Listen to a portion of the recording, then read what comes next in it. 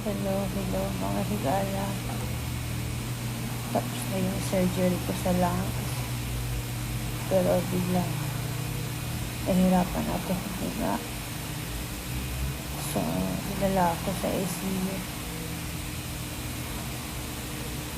Tapos ngayon, may tubig pala yun. May inflammation ng lungs ko. So, ginagawa na nila ng paraan.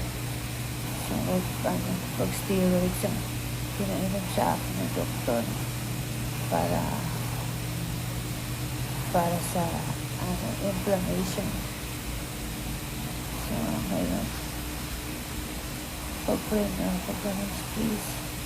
Pag-pray na ako na natatapos ito, pagsubok na ito.